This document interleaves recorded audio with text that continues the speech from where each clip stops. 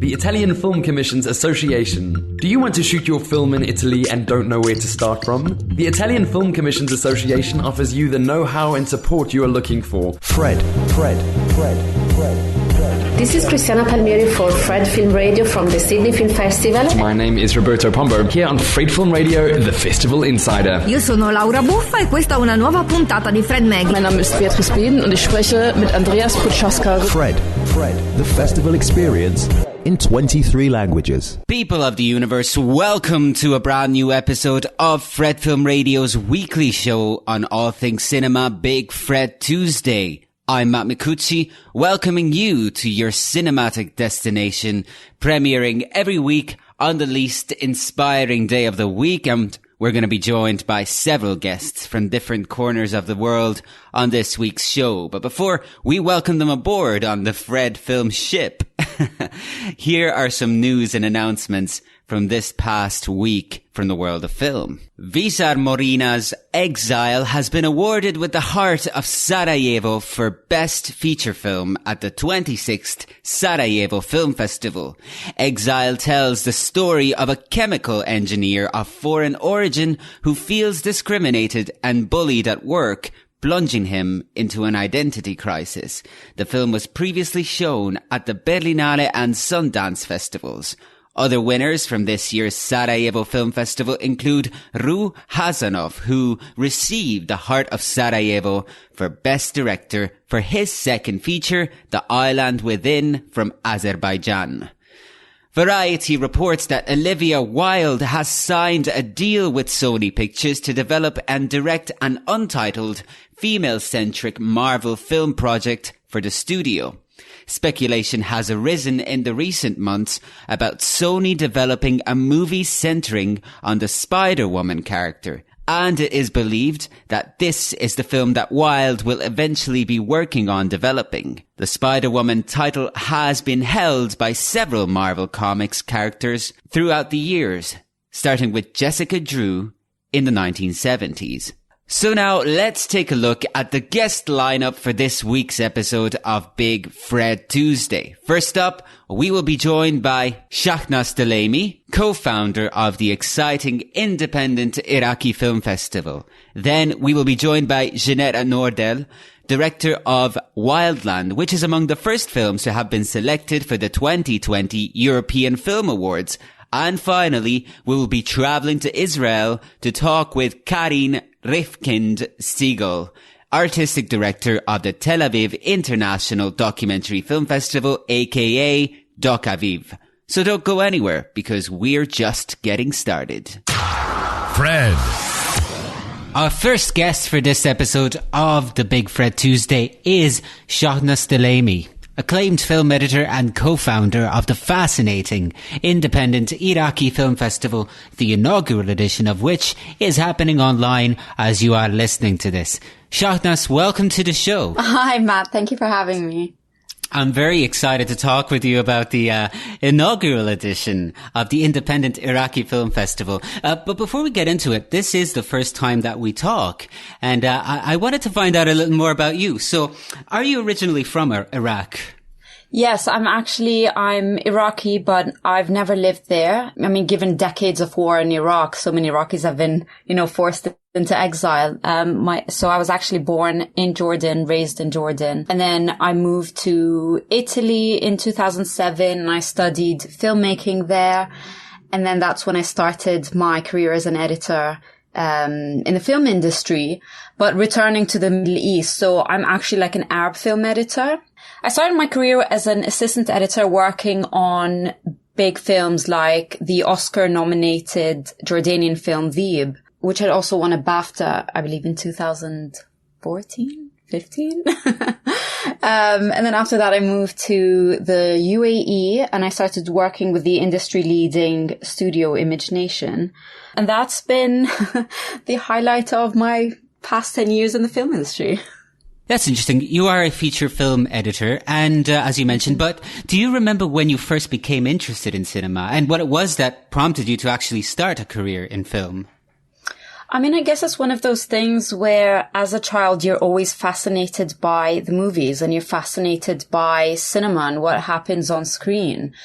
And for me, I guess like it was some sort of, kind of like an escapist, experience for me. Like I always reflected my life with what happens on screen, and I knew I wanted to get into that. But growing up as an Iraqi girl living in Jordan, a career in filmmaking wasn't really a viable option. So in 2007, I left for Italy, and obviously like living in Rome and having close access to Cinecittà and, learning film history, and then from there going into film production obviously was very valuable experience to me. What was it about film editing in particular that you were drawn to? I guess I just naturally fell into that role. What happens at university is that you do try out the different roles from screenwriting, producing and directing. And then once I got into editing, I just naturally fell into that. I had a good sense of storytelling and an innate sense of pacing.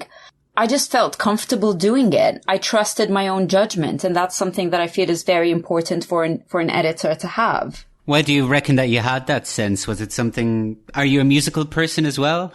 I would have loved to be. I think I played piano for like 5 years and then stopped. But I don't know what it is. I think I just feel like with editing, it's kind of like if you're trying to tell someone a story, and you're recounting, for example, whatever happened to you at that specific time or day or whatever, and you go meet up with your friends and you try to tell them an exact recount of what happened in your day. That's pretty much what editing is, trying to tell a story in a very specific manner, trying not to leave everything out while making it interesting to the listener or the audience in the case of filmmaking. And I love how intricate it is as well. Like in writing, for example, if you change a letter in a word, you change the whole meaning. And I feel like the same applies to your timeline. If you drop a frame, you add the frame, you can completely change the meaning of that. So there's something that is very creative and very technical about editing that I was very drawn to. And I just felt like this is something that I'm good at and I should just continue to practice. And with practice, I'll just get better and better at it. This is a question that I just thought off the top of my head and probably might sound a little abstract, but then we promise our listeners that I will return to more concrete things after it. But do you find that as a film editor, your sense of time is a little different, or did you find it changing as you progressed? Completely. And I realized after I got into editing, I found myself getting into this habit of counting shots or counting seconds while I'm watching other films. And I just sit there and I go 1, 2, 3, cut, 1, 2, 3, cut. And I just like start counting how long they linger, for example, on a close up or how long they went into a wide shot for. And that killed me. That killed my experience as an audience. But, yeah, getting into editing, it completely changed my perspective, of time and timing as well. Right. That's really interesting, actually. It's sad. Yeah, it is a little sad. You know, it kind of kills the magic, I guess. But, yeah, it's something like that, I guess, happens every time you learn more about the things that you love. So, but hey, so, let's talk about the festival. Actually, before we talk about the festival itself, I'm sure it would be fascinating for me, and I'm sure our listeners as well, to find out a little more about Iraq and cinema. And of course, feel free to answer, you know, the following questions in whatever way you like. But is there a strong film going culture in Iraq? Not at all. And the problem is that Iraq has witnessed decades of ongoing conflict and destruction by both foreign and local powers. And the population at large is still suffering from the political, economical and social instability that all of this has caused until today. And of course, like under these circumstances, filmmakers in Iraq have very little support and barely any means to work with. So they have insufficient funding. They have inadequate production and post-production equipment and facilities.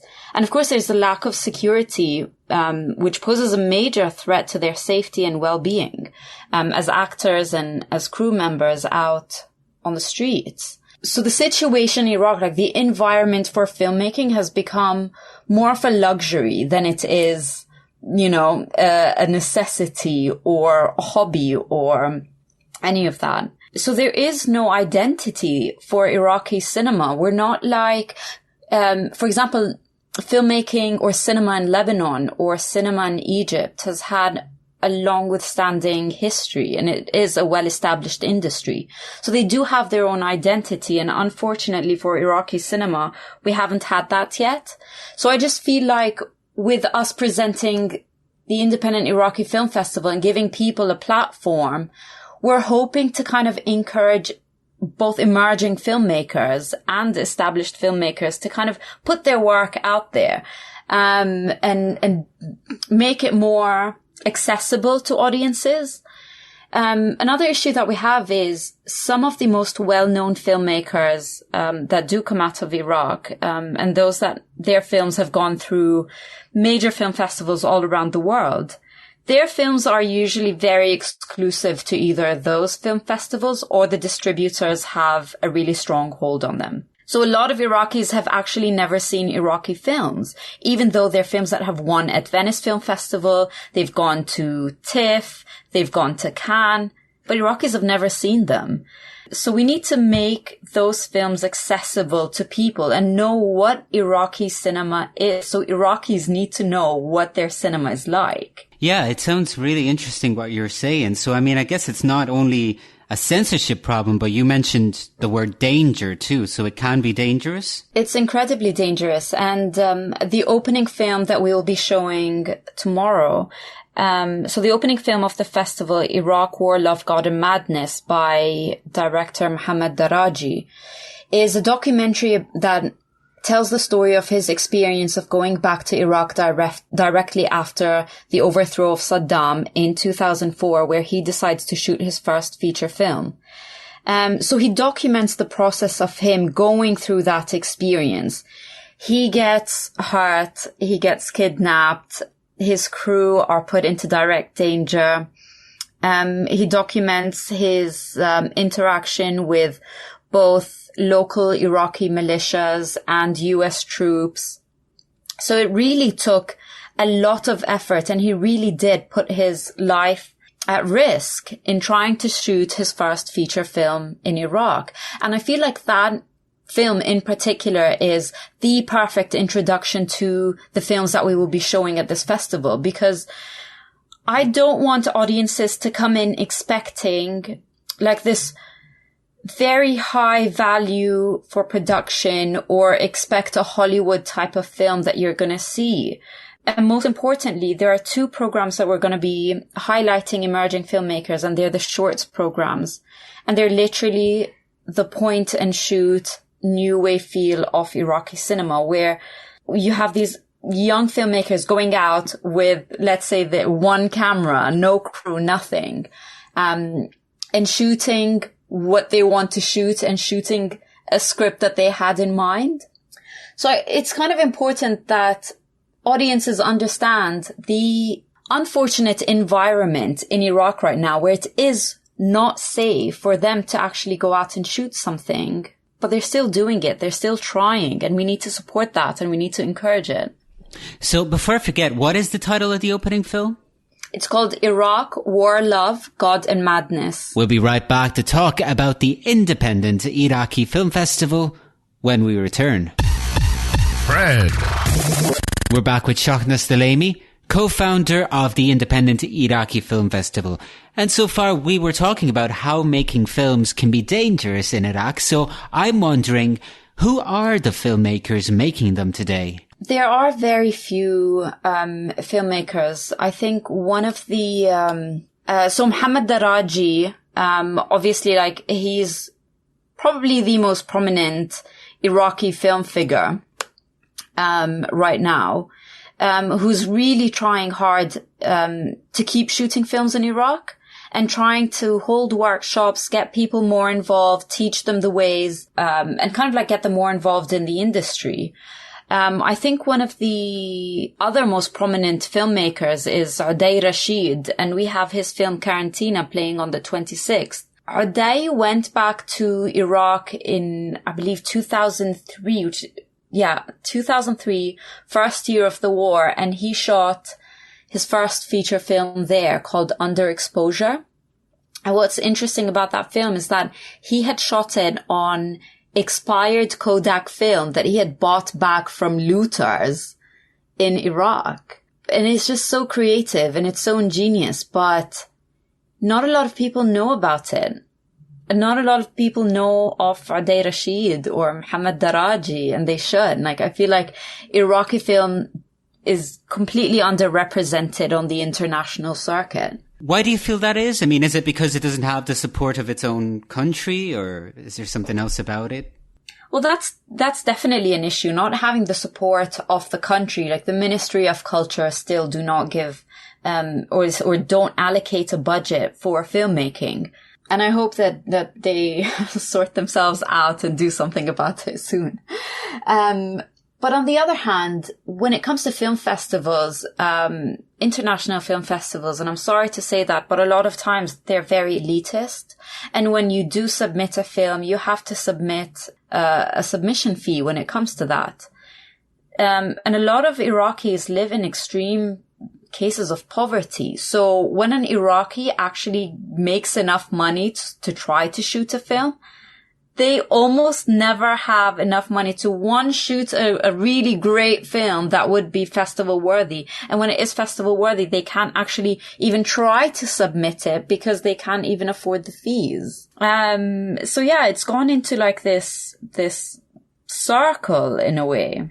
No, yeah. I would also include in there the bureaucracy itself. Even if there was no fee, sometimes the paperwork is just so disheartening that it really puts some filmmakers off. And but on the other hand, though, I am still thinking about this young generation of people who are making films. I mean, what do you reckon prompts them to actually make them if they're essentially coming from a country where film culture is almost non-existent? I think what was very interesting with our submissions, so we put out a call for submissions, and we got over 80 submissions from inside Iraq and Iraqis in diaspora.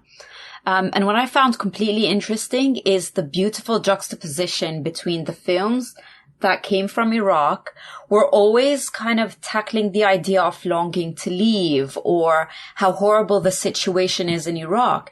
And then on the other hand, you had the films from the diaspora that always talked about the longing to go back or like the memories of Iraq. And it's beautiful because for both cases, they're representing their love for Iraq or this love of a country that they are longing for.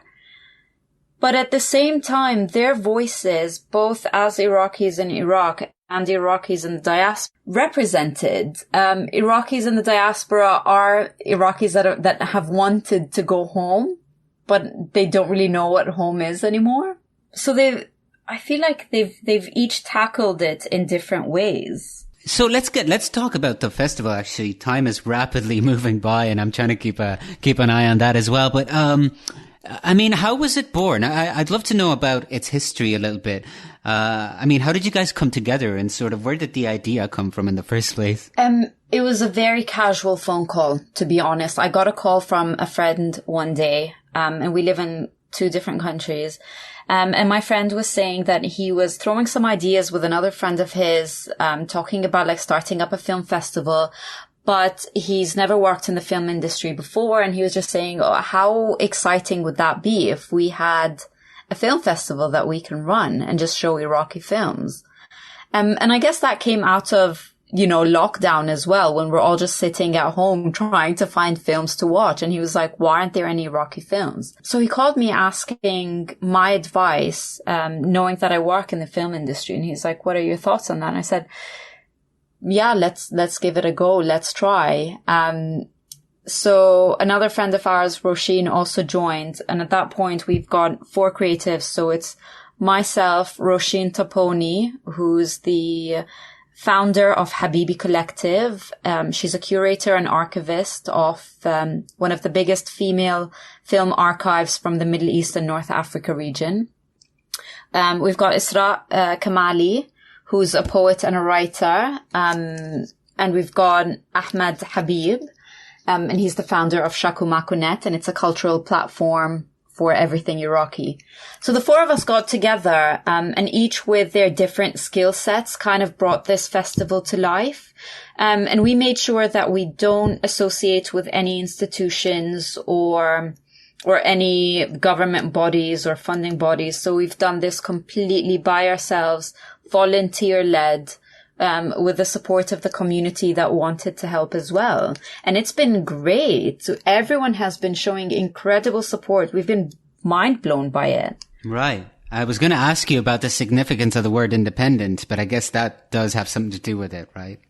It has everything to do with it, literally everything, because with the current state in Iraq, first of all, there is no trust for the government. There is no trust for giving your money or donating your money to anything because, they can't afford that. So for us to be doing this independently by ourselves, representing independent filmmakers out there as well is major. It's very symbolic, I would say. No, you talked about the support, but is there anybody criticizing you for it? Not at all. Let's wait till after the film festival and see. Right. And by the way, what are the dates for the festival? So it starts August 21st until August 28th. We're showing a total of 13 films, and then there's going to be an industry talk with Habibi Collective and Shakumaku. They're going to be discussing film and social change in Iraq, and beyond. And where are the people going to be able to see these films and experience the events? Everything is going to be live on our official website. Everything's for free. So literally you can just log in at 6:30 p.m. UK, 8:30 p.m. Baghdad time. Just log into our website. You're going to find a live menu button. You press that and then the show starts. Very good, very good. So about the program itself, do I understand it correctly? There's going to be 2 special programs presented? Yes, so there are 2 short programs. One of them is called Tracking Iraq, New Wave Cinema, and that's playing on the 22nd of August. And then we have another shorts program on the 25th, and that's Gender Utopia, Contemporary Feminisms in Iraqi Cinema. And that highlights the voices of Iraqi women. I think, aside from the political and social implications of the festival that you've mentioned throughout this interview, from a strictly cinephilic point of view, it should be very interesting for the spectators too to discover Iraq in terms of film, because as you mentioned, it doesn't really happen that often. So it's really admirable that you put this platform together. Thanks. But yeah, I think it's going to be interesting because especially with this first edition, it talks a lot about the situation in Iraq over the past, I would say, 20 years. So I think it sets the stage for Iraqi cinema, and I think it gives a more raw and clear idea to our audiences of what was happening in Iraq. And these films kind of reflect that in the filmmakers' own voices and the filmmakers' own creativity in trying to describe the situation that they've been living through. Thank you very much for joining us. It has been absolutely fascinating speaking with you, and I wish you all the best for the festival. Thank you for having me. I hope you tune in and watch the films. Fred Film Radio. So having talked about the Independent Iraqi Film Festival, let's take a moment to revisit our interview with Iraqi filmmaker Ahmed Zaradasht, conducted by yours truly in Morocco in 2017 about his film Nowhere to Hide, which portrays 5 years of dramatic change in the country of Iraq after the retreat of the American and coalition troops from 2011 to 2016. Take a listen. Our listeners may not be familiar with your film yet, and I'd like for you to maybe introduce it to them and tell them as much as you'd like to say about it. The film is about the post-invasion in Iraq. We start from 2011 up to 2016, the end of 2016, where the film stops. So I'm following the changes after the American invasion pulled out, and by that following a family and a medic who work in one of those very hardly inflicted by war, internally also by militias and conflicted area, Jalawla. So through him, while he's working in the emergency hospital and following him up to the end where he also lost everything and end up in an IDP camp. Yeah. So it's a 5-year journey by following him, and I coached him also to document his part of his life because I could not be there all the time and I wanted first-time information. So he provided with unique pictures, topics that only a person live a war directly can bring that footages out.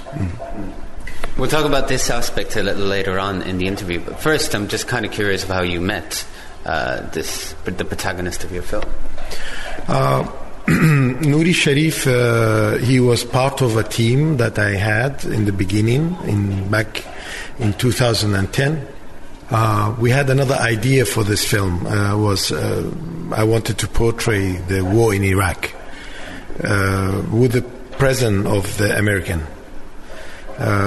So for that, there were areas internally, and activists, NGOs, doctors call it no-go zones, that you cannot go in there because of the tension and the level of the conflicts. But we wanted to document from there anyway. For that, I teach 12 medic, including Nuri Sharif, the main protagonist in the film. Coached them how to document by the mobile phones and small cameras and just cases. But when the American pulled out, so the course of the film changed because we were not expecting they leave. Then we had to adapt to the change in the course of the film. We all thought that there will be a positive end because when the major conflict caused, like the American presence in Iraq was a major problem in itself. So once that vanished, we all expected that the war will be end and then building the country will start. There were a lot of positivity in the air. But it didn't went that way, unfortunately. And then the war got into the group that I was using and getting some of the material. And Nuri Sharif was one of those inflicted by the changes, mostly. So he was in one point of the process, he was the real face of the war in Iraq. So I twisted the film and I changed it to be a portrait of a guy trying to survive war. That's right, because the film begins with a sense of hope, and then gradually that hope vanishes, and it's heartbreaking to see it directly. I mean, you said yourself that you didn't expect things to go that way, so you didn't know what you would end up, where this film would go. Yeah, documentaries are always like that. You don't know, you cannot predict. But the change in the film, because the film was about a bigger topic than a documentary film. So lots of change happened during a short time. And I could not stop the film, because each time there was something new, it was even more important to stay.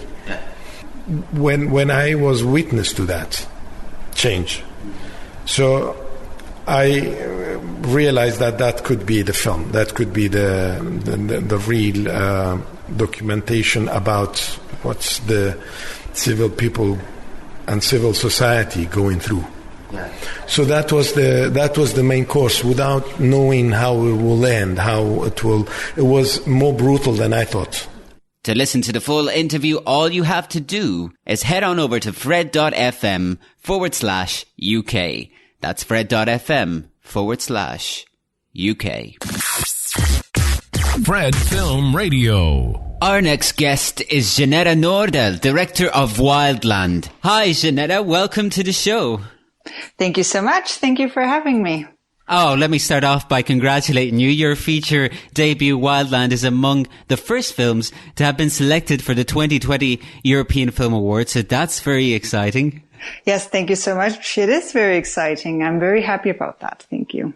So we'll be talking about that in a moment, but because this is the first time that we speak, and sort of given the laid-back nature of the conversations that I like to have on this show, I wanted to start off by just asking you a simple question and see where it sort of takes us. And feel free to answer it in any way you like.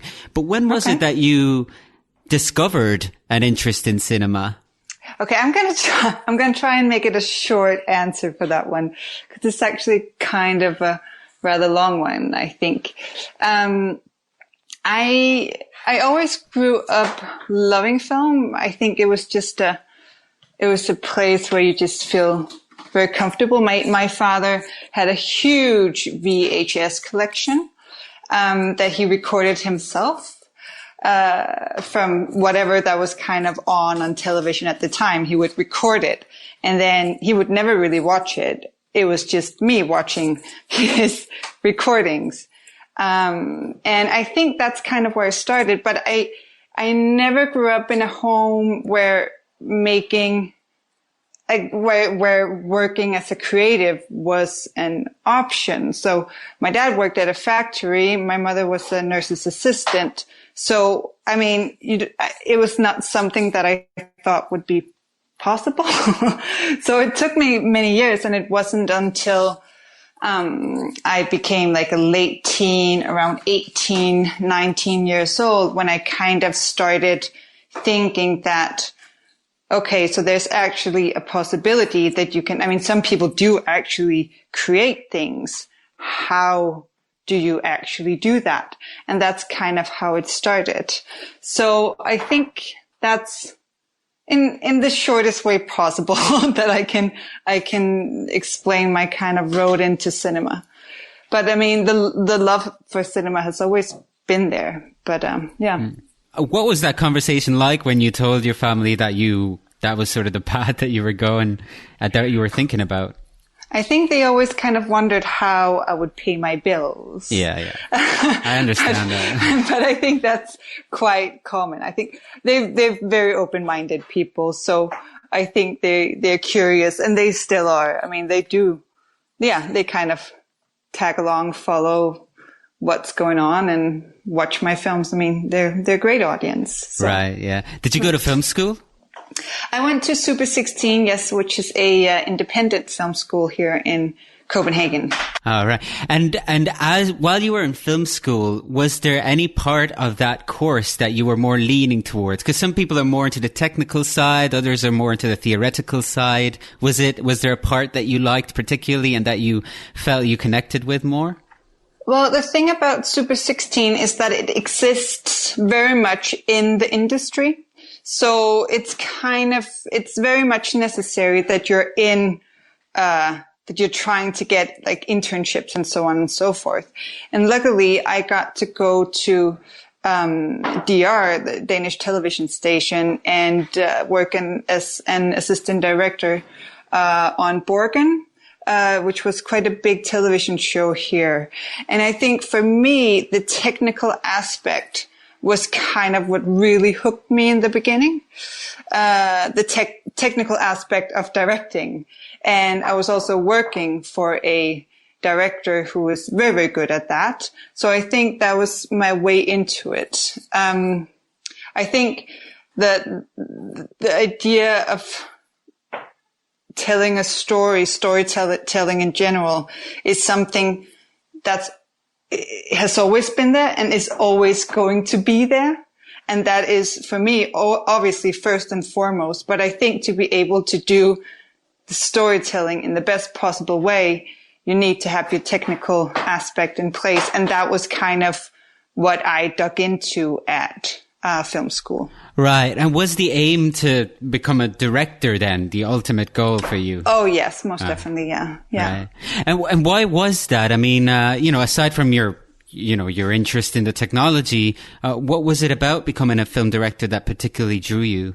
when you want to work with storytelling, when you feel like you have something to say, I think it was just the way. I remember when I tried to direct something for the first time, and I think it's an understanding that you can choose to make something so that people are gonna understand something in a certain way. You're able to tell them a story in a way that you want it to be told. And that is what really hooks me. Of course, movie making is always a meeting with the audience. So, I mean, the control is not 100%, but you can make something, you can try and tell something in a way that is going to move them and connect to an audience. Right. And I think that's what matters to me. Oh, I see. That's interesting, because I also went to film school and my aim was to become a film director. One of the reasons why I decided that maybe that wouldn't be the right path for me was because I was a little concerned with having to order people on the crew, or maybe even just overlook everything. Do you ever find that difficult to kind of overlook every aspect of the filmmaking process as the director of a film project? No, I think that's the most beautiful part of it. I really love it. I love how, I guess you do that in all phases of production or all phases of development, whatever. And when you make a film, you're always constantly trying to find out how people will tell this story in the best way possible and throughout the vision that you have. So I think it's brilliant to work with people who are so talented and who you share a goal with. I think it's something, it can be quite magical to be honest, I think. Interesting. And so now, we come to Wildland, which is, correct me if I'm wrong, your, feature debut. It is, yes. That's very exciting. So, first off, before we begin talking about it, I guess, for the listeners who are not familiar with it, would you be able to maybe say a few words about the story so that we can kind of get into it in more detail? Well, the story is about Ida, who's 17-year-old, who loses her mom in a tragic car accident and is forced to move back in with her aunt and her aunt, 3 grown sons. And it's not really a side of the family she has had any contact with. It's a side of her family that her mother has protected her from. And as Ida meets this family, there's a humongous amount of love. And this family is very caring, very loyal to each other. But as Ida kind of gets more and more into this family, and the more she gets to know them, she understands that they make a living while doing crime, and that this family has very dark secrets, and she's kind of absorbed by it. Right. Yeah. And who is it that wrote the screenplay? Ingeborg Topsø, her name is. She's a wonderful screenwriter. We worked together. It was a common idea we got on the. I was going to ask you about the origins of the collaboration, actually, and just how it all kind of began, the project. Well, we had actually made a short film together called Nylon, which also centers on community and family secrets. And while we were editing it, I was in the editing room. We one day we were just sitting on a doorstep and talking about the edit and Nylon, the short film we were making, and we knew we wanted to work together on a feature film. And this fascination of family, and it just kind of made sense to look at the mafia genre, which kind of started the inspiration for Wildland and where Wildland ended, using crime as kind of heighten the stakes. And so that's kind of the start of it. We'll be right back with more after this. Fred Film Radio. We're back with Jeanette Nordahl, And before the music break, we had started to talk about the theme of family within your feature debut, Wildland, and I wanted to know a little more about it. Like, why do you find the theme of family so interesting? I think family is the institution. It's the community that we're born into. It is what shapes us. It is our genetics, and it is our environment. So if this is an origin of creation, of creating your personality, I think it's very important to discuss. I think the power of family is interesting with all its beauty and all its flaws, right? Yeah, it's interesting because while I was watching it, I was thinking of Émile Zola, the founder of the naturalist literary movement, who sort of had this concept of some things being shaped by preordained order of things, and a lot about how family sometimes also traps you, sort of altering what you may become. I don't know whether that came into play while you were sort of working on the movie. Well, I think most definitely, I think basically I think the discussion is, can you change what you're born into? And I mean, how much can you change the path that has been laid out in front of you? I mean, we can go into huge philosophical discussions about free will and so on and so forth. But the fact is that there is something called social heritage. It's there. It exists. It's a thing. And I mean, I think there's a huge amount of power over us that I think it's interesting to discuss. I'm not saying that you can't break free from it. I'm just saying that it might be quite difficult, and some people might struggle with it a bit more than others for certain reasons. Right. The film centers around the character of Ida, as you mentioned. And can you tell me the name of the actress who plays this role? Her name is Sandra Gullberg-Kamp. Right. It was her first feature as well. Oh, interesting. So, well, that prompts the question, given the fact that, as I said, the film sort of centers around her character. Can you tell me about how you came to cast her in this role, but also how you worked on shaping her performance? When Ingeborg and I started developing the part of Ida, I mean, we knew it would be a difficult character to find the right actress for. I mean, first of all, you have a character who's 17. I knew that I wanted someone who was actually 17. Also, she's a character who's very, very, I mean, she doesn't say very much. She's very passive. And we kind of use her to enter the family, and we use her to create tension with, and you only know what she knows. So to kind of find that person who has an inner strength and an inner life that would transcend to the audience, I knew that it could be quite difficult to find. But Sandra was actually the very first person who came to the audition. I don't usually cast a lot of people, so I was only seeing very few to begin with, but she was actually the very first one who arrived. I remember seeing her the first time. I was a bit early. She was a bit early. And she was walking up the stairs. She had come directly from Berlin with some friends or something like that. And I just thought, but this is her. I mean, she looks incredible. There's something with this girl. And I think I casted her in a period of time over 3 months. We also did a lot of testing. I did some scenes with the other actors.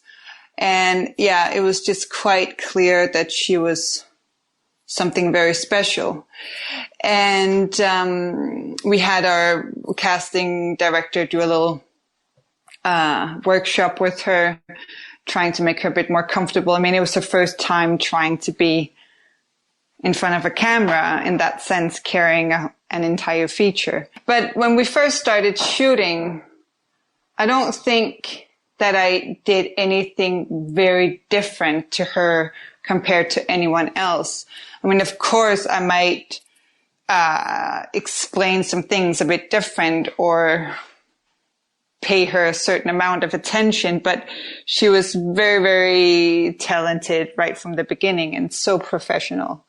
And I mean, I think for that, it's a family piece. So all of the actors kind of worked together to create the family.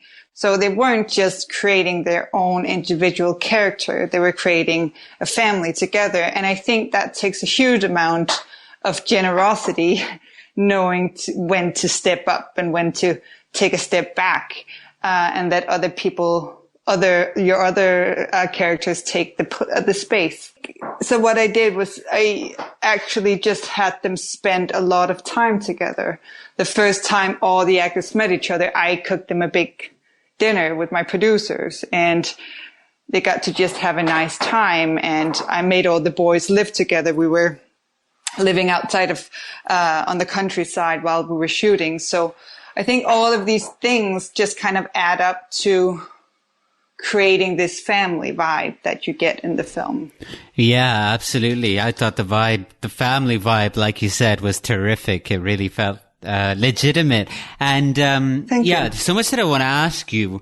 One of them, I suppose, I wanted to touch on was, does gender come into play while you were working on the film? I'm thinking, for example, that the system of the family is sort of matriarchal in a way. Mm-hmm. Well, we knew that we wanted to focus on the female aspect because we're talking a lot about what is passed on in the film and what is passed on in a very physical way as well. The woman who's carrying the child and so on. So that was the focus on the film. It was a way of kind of saying, of taking our thematics quite seriously. So you say, okay, we're talking about things that are being passed on and through generations and generations and generation, and you have these women in the center of it. So that was the focus from the very beginning.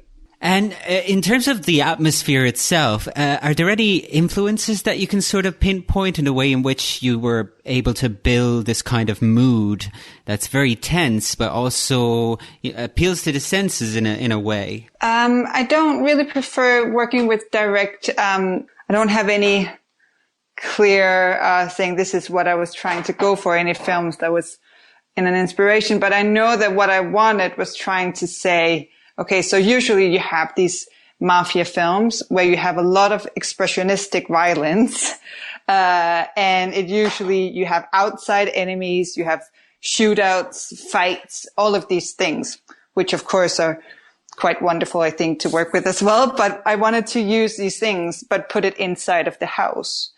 I wanted to make the mundane just feel just as dangerous as a shootout. So you have like a breakfast table. Can we make that as uncomfortable? Can you make a kiss just as nerve-wracking? I think this was what I was aiming for. Right. Yeah.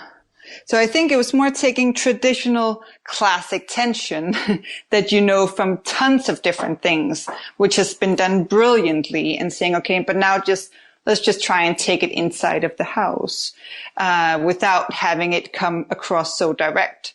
But let's have it come from tons of different sides, so you don't really know where the actual danger lies. Right. I was thinking about the house too.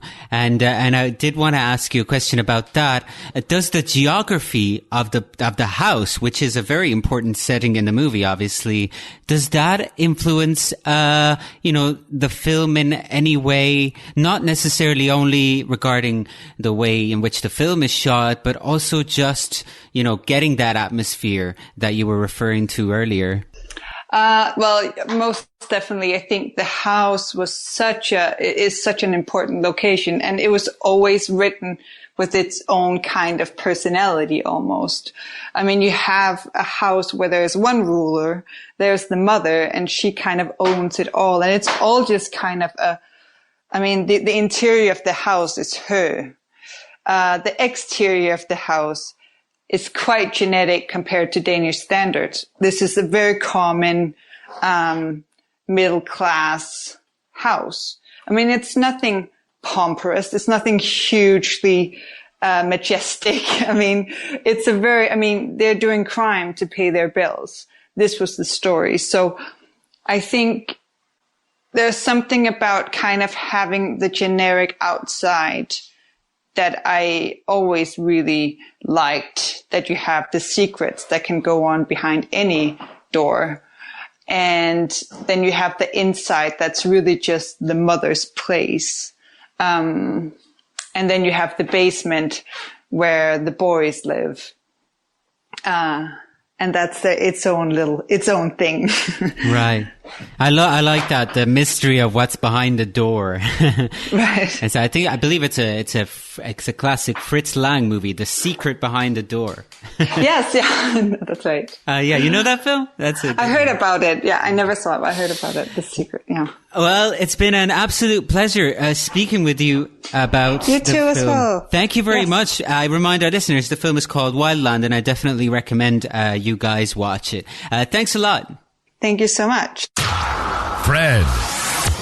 On the 1st of September, I will be releasing my first book, a collection of film writings from 2017 and 2018 titled Eye of the Beholder. So for this section of the show, I wanted to share a section of this mini volume where I talk about the love Milos Forman and Francois Truffaut had for Charlie Chaplin.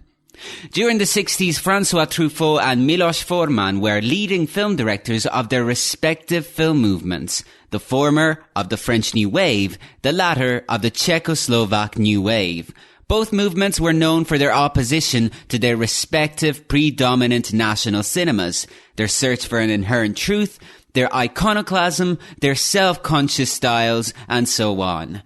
However, both Truffaut and Forman also represent the more traditionalist spectrum of their respective film movements, while other contemporaries such as Jean-Luc Godard in France and Vera Chytilova in Czechoslovakia posited new ways of reading films.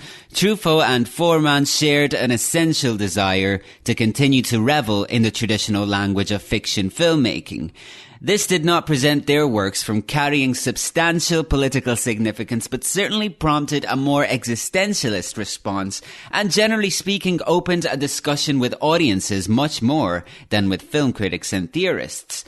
It is no wonder that both their films, while dramatic, could also be funny and owed a debt to the comic style of slapstick comedians. And, given the importance of humour, irony and satire in the works of both Truffaut and Forman, it's no wonder that both share the love for Chaplin.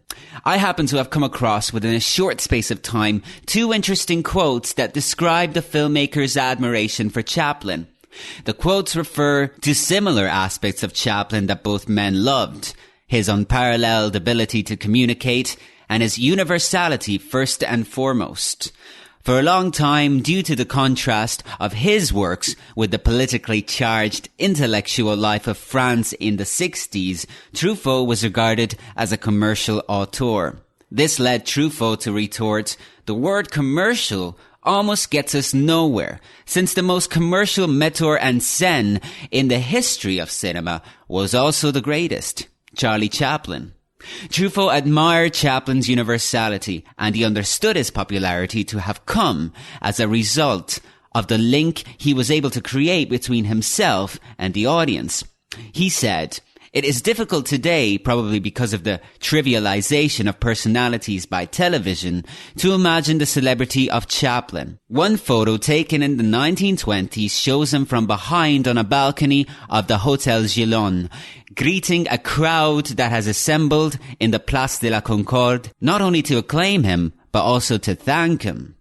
Forman remembered that Chaplin was his first favorite film director. He said, "The first filmmaker who really touched me was Charlie Chaplin, all of his films. I don't know if I started liking films because Chaplin was so good, or if he touched something that was already in me that I didn't know about before.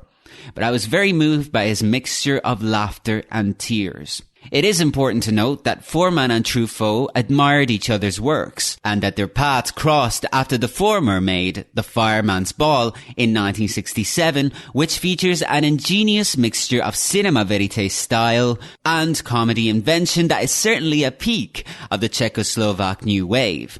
The film managed to outrage not only the communists who ruled Czechoslovakia, but also the Germans and the Americans, so the capitalists, and producer Carlo Ponti, who withdrew his financial involvement. Truffaut was among those who endorsed the Fireman's Ball, which was eventually rescued and went on to be Academy Award nominated, as well as blacklisted in Czechoslovakia until the late 1980s. Fred.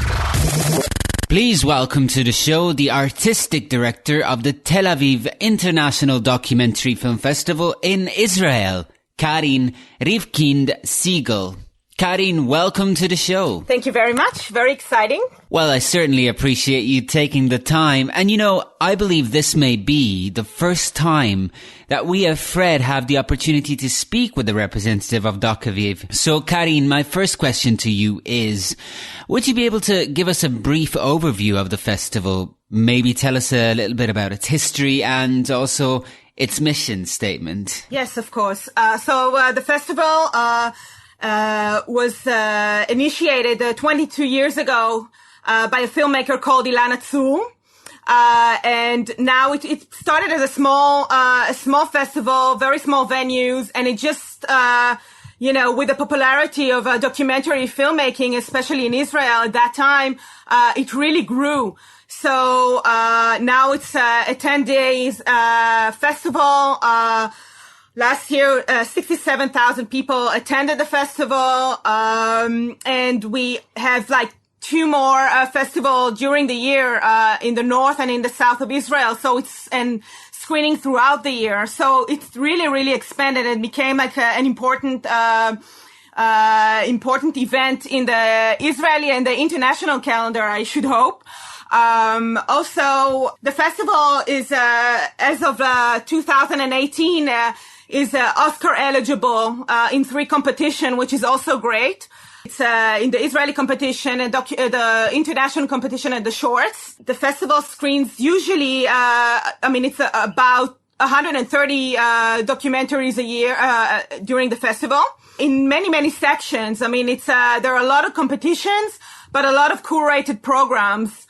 And our mission is, we're mostly an audience festival.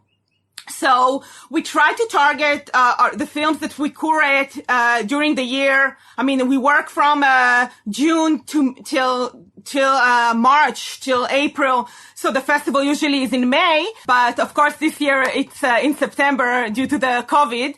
But it's a year, a very intense year of curating in order to really get into and understand the audience that we are delivering to, but also there's a very, very strong curatorial work that is being done. We are lucky because we can cherry pick from festivals around the world and from distributors because we only require an Israeli premiere. Our Israeli categories are usually world premiere, most of them. So I think that's in a nutshell what we do. And how do you feel that Docaviv fits into the fabric of the city itself? I mean, I do understand that this is the largest film festival in Tel Aviv. Is that correct? And is it true that there are also regional events and various screening events throughout the year that are related to Docaviv? Absolutely. And it's one of the biggest festivals in Israel, which is very interesting because we are a documentary film festival. So it just goes to show really the interest of our audiences in a documentary in Israel. I mean, it's really strong. And what's nice, in a period that is not a coronavirus period, the festival really spreads around the town, around the city. I mean, we screen from the north to the south and to east-west. I mean, we screen, we have really beautiful, rock music documentaries on the port of Tel Aviv. We have screening in Jaffa, in really cool clubs. So besides traditional screenings at the Tel Aviv Cinematheque. Well, that sounds amazing. You're taking cinema to places where cinema is not readily accessible. That sounds Great. Yes, absolutely.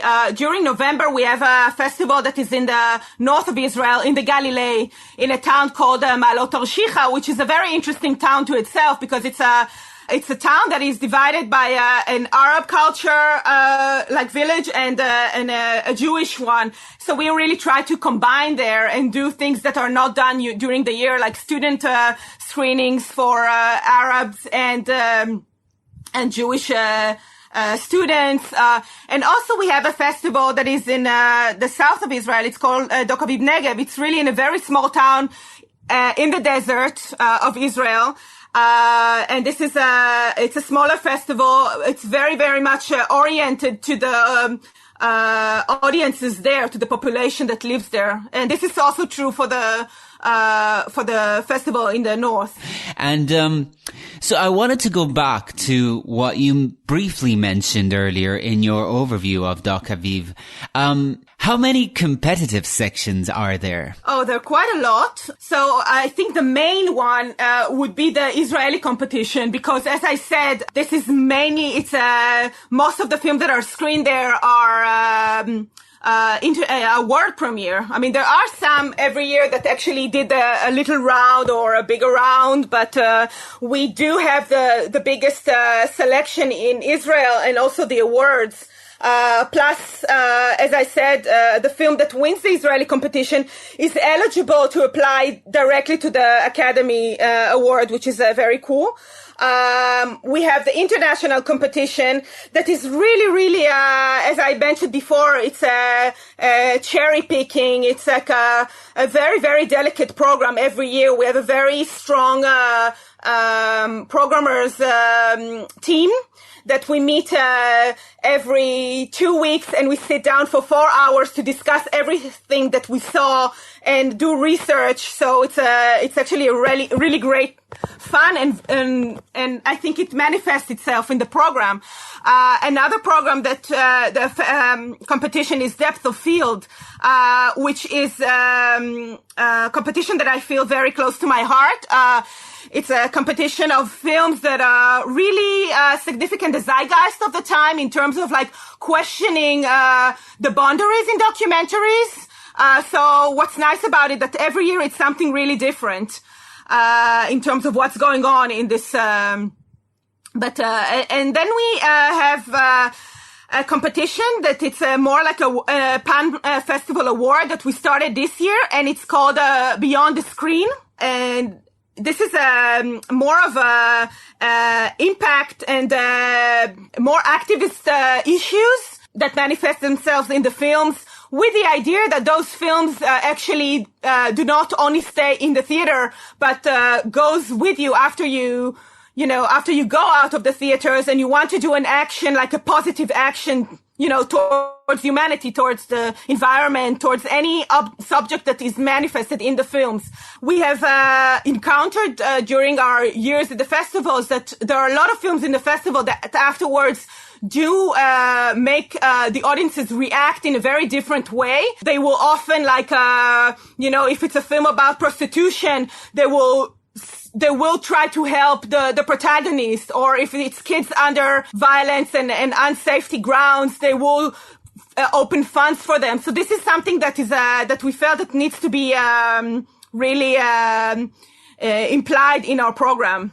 That wasn't there. And then I briefly say that we have a short competition. It's a very delicate competition of shorts selected from all over the world. They're mostly, I wouldn't say experimental, but a very poetic compilation. So just to make sure, Beyond the Screen is a new competitive section that is being introduced by the festival this year. Have I got that right? Yes, it is. Yes. And what can you tell me about the industry section of Docaviv? As I said before, the festival is really like a big audience festival, but we do have an interesting industry part of it. Part of it is, we have established 4 years ago, a rough cut lab that is led by a fantastic, editor called, Joël Alexis. And every year, she's accompanied by, 3 more, mentors. for 4 or 5 films that are Israeli selected films that have an international potential. So it's really nice because they're really great films that came out of these of this program. So this is one of the industry events that we do. We also have one-on-one session with worldwide decision makers in the documentary world that we match them with Israeli filmmakers.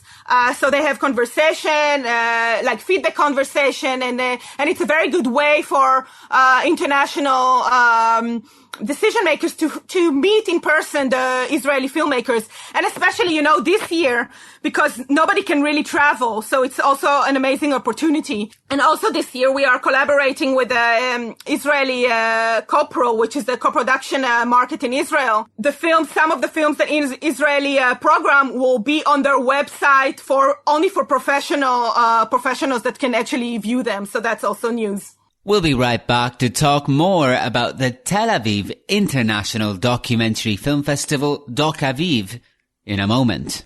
Fred Film Radio.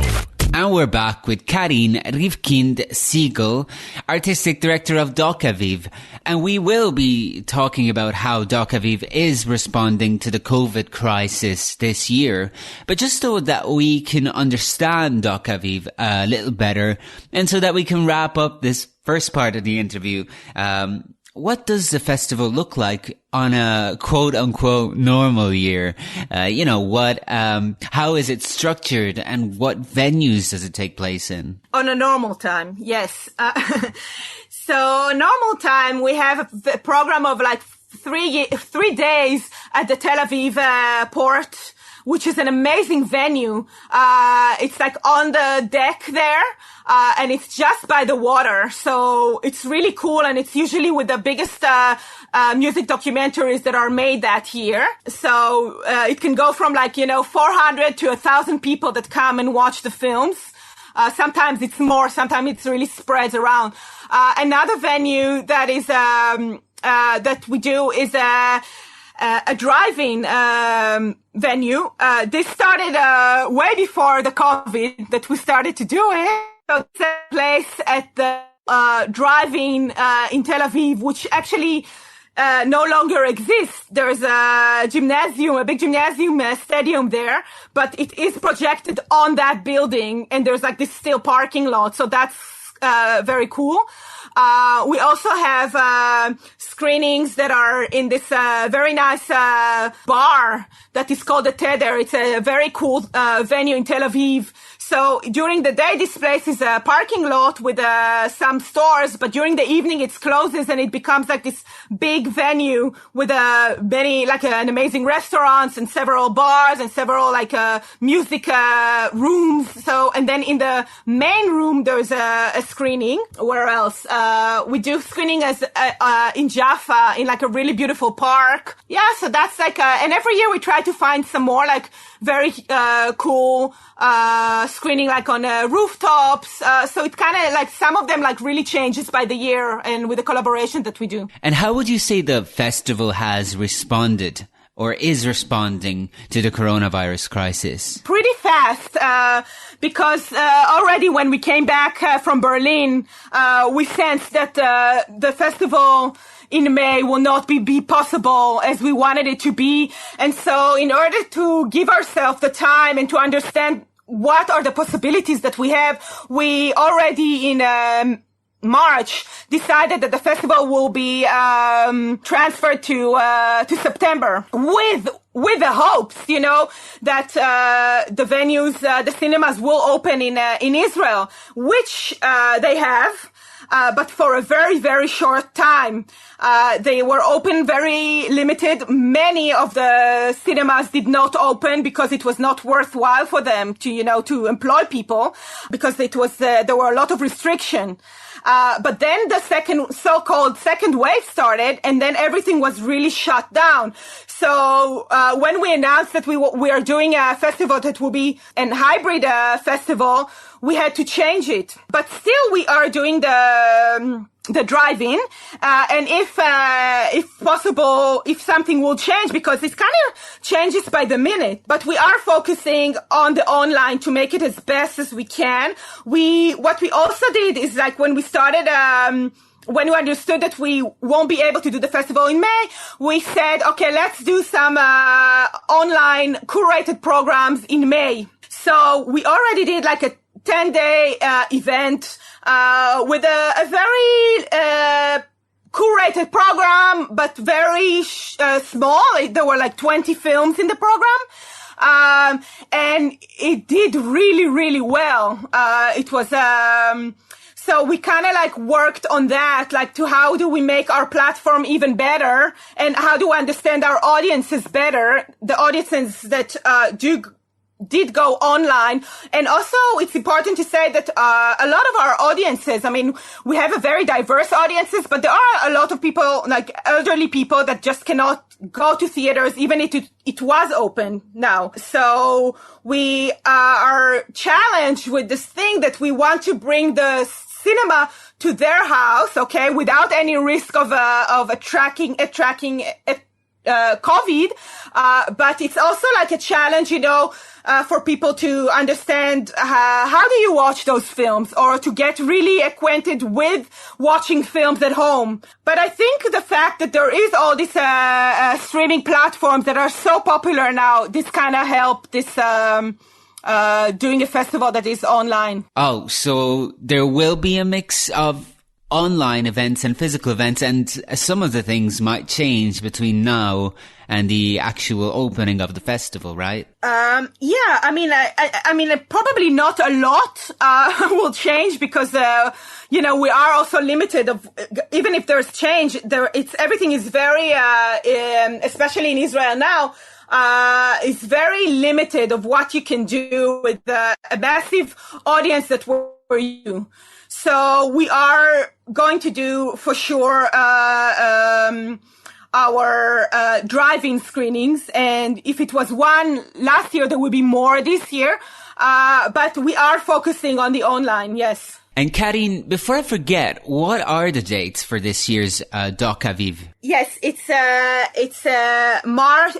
September 3rd till the 12th. Okay, and as far as the online screenings and events are concerned, where will people be able to experience them? Well, it's all going through our website, which directs you to a company that we're working with them that are called Press Global. So this is something that we started with the program that I told you before, the DocuStream, which worked really well. So and then with all this, we will have a lot of master classes and webinars. Some will be recorded, so they could be viewed on our website.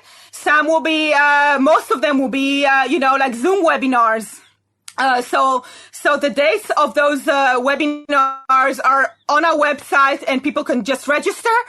Some of them will also be on our Facebook. And also something cool that will happen is that we're going to do like two concerts that will be broadcasted to our audiences, like a direct broadcast to our Facebook and to our website. This is for the band that actually our opening film is about this very cool Israeli band.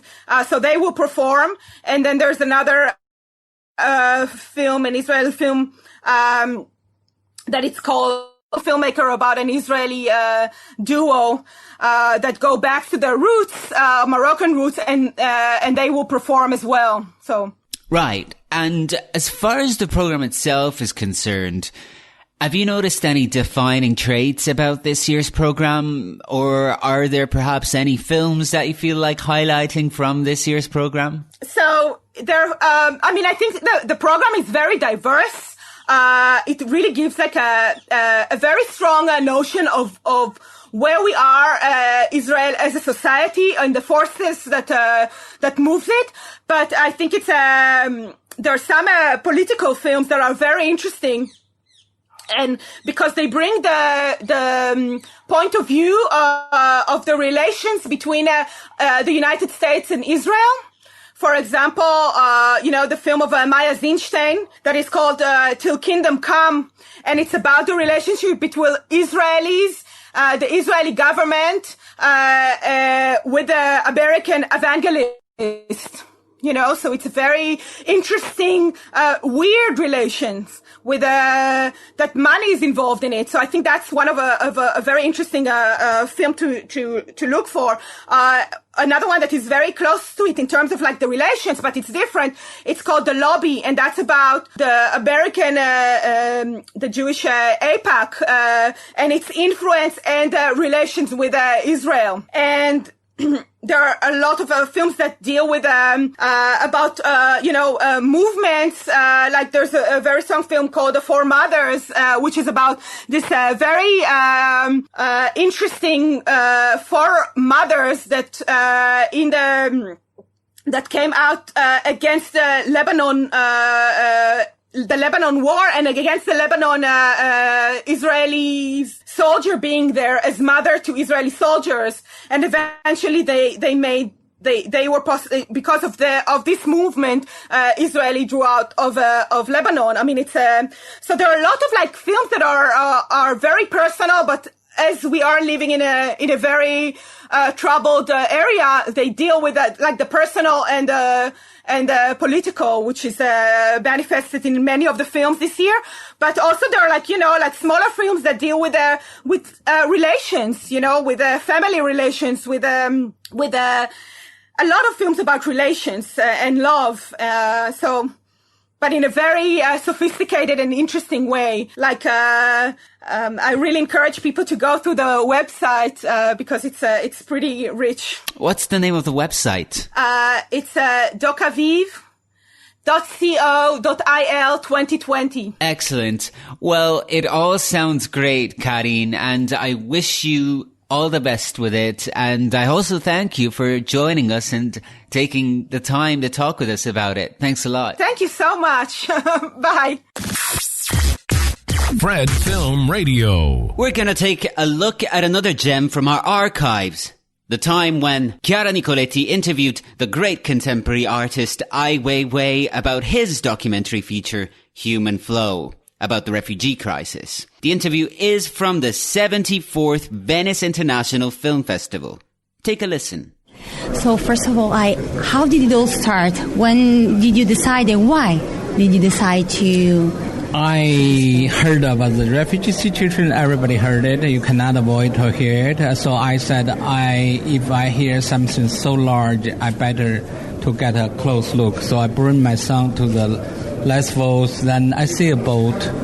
Then, the first time I went and see a boat, I jumped into the boat, and I want to see what like one person in this kind of dinghy boat. The people already not on the boat. It's just floating in the ocean, in the middle of the ocean. So I said, let me just be in there for a while. So I stayed there. I picked up since they left. These children's milk bottles. There's a passport. There's a Bible, and some clothes and shoes. So you're sitting there, you see the human condition to the most extreme. Then I said, I better make a film about this whole situation. Then, it's so much curiosity and so much things I can learn from it. How did you decide for the approach to give to the documentary, considering that you also combined what you researched and what you discovered with your personal experience, that it was in a way similar? It's so much to talk about. I grew up in China, and my father was punished as intellectual and exiled. I grew up with him in very dramatically difficult situation as a refugee, but not outside of a nation, but still being to put in very extreme, very remote areas. And then I become an artist. I work in New York for quite a while, but also no economic support, no language support. You have to do everything yourself. Then I was detained in China, and I have been going through all those struggles. Then now I'm in Germany, as a resident in Berlin, but I don't speak German. It's still on my career or my journey. I always reflect some kind of critical character, us being a refugee, to be seen as a foreign, as someone who doesn't belong to where it belongs to, and the most important life supporting needs like language, like habit, like religion are very different, dramatically different. So and the most difficult is to recognize, to really can contribute to the society, and to be seen you can work together towards something. But now, of course, my status changed dramatically in past years. But I was, at least for many, many years, I lived as a loner, as someone who is not misfit. I understand that. Visually, the film is poetic, even though you're representing and portraying difficult situations. How did you decide on the visual structure of the film? Yeah, I love poetry. I think visually we need to have the quality of poetry that pours out from this daily tragic news expressions. Yes, in the most extreme situation, in a very difficult situation, you still have happiness, you still have a charming, you still have a warmth, you still have a sense of beauty and sense of creativity. So as artists, this is very easy. We try to reduce it and not to become too artistic. But at the same time, we maintain the high aesthetic judgment about our each frame, each camera moment, editing under the rhythm of the film, to make a cinema film people can appreciate it. Since you always worked in films that are talk about society and the political situations, economical situation, what do you think is the role of filmmakers today? Film is such a large topic, because the film can dealing with imagination and can be a strong statement, can be a fresh piece of cut from reality, and can be symbolism or romanticism or or conceptualism. It's so many different kind of directions. But whatever film to do has to deal with human being, and it's going to be projected and received by another person. That person would be same as you and me, and I think the film has to focus on humans' identity, human condition, and wondering about who we are. Thank you so much. Thank you so much for being with us, and good luck for the film. Thank you. I need a lot of luck. Yes, you will have it, I'm sure. Thank you. And this is Chiara Nicoletti from the 74th Venice International Film Festival for Fred, the Festival Insider. Fred Film Radio. People of the universe, we have reached the conclusion of yet another episode of the Big Fred Tuesday. But before we say goodbye, auf Wiedersehen, adieu, here are more news and announcements from this week from the world of film. Having had to delay this year's edition in response to the coronavirus crisis, Indie Lisboa, the major annual film event of Lisbon, Portugal, is kicking off today on the 25th of August and will run through the 5th of September. The festival will be hosting a physical edition featuring an extensive program of competitive and non-competitive sections, opening with Monia Chokri's A Brother in Love and closing with Felipe Braganza's A Yellow Animal. The industry events will be hosted online for the first time from the 31st of August to the 2nd of September. And finally, a new study from the San Diego State University Center for the Study of Women, Film and Television shows that early in 2020, male film reviewers outnumbered their female counterparts by nearly 2-1 before the coronavirus pandemic interrupted the film business and movie theaters closed worldwide this spring. The research was led by Dr. Martha Lawson and analysed more than 4,000 reviews by over 380 individuals working for print, broadcast and online outlets from January through March 2020. Female film critics contributed 35% of the film reviews across such outlets, and while the figures may seem small, it does show a marked rise from the 73% male to 27% female breakdown in 2016. With that, we have come to the conclusion of yet another episode of Big Fred Tuesday. Thank you so much for listening. We'll see you next week for more interesting conversation from the world of film. But for now, remember to stay healthy, stay safe, stay strong, and stay tuned to Fred Film Radio, the Festival Insider. Fred. Benvenuti su Fred Film Radio, the Festival Insider. This is Fred Film Radio, Ahmed Bertotti. Clémence Ferry-Latour pour Fred Film Radio, en direct du Festival de Cannes. 간단히 선생作品の紹介. أهلا بكم في Fred Film Radio. معكم مهرجان. Fred, the festival experience in 23 languages. Fred Film Radio. 24/7 on Fred.fm and smartphone apps.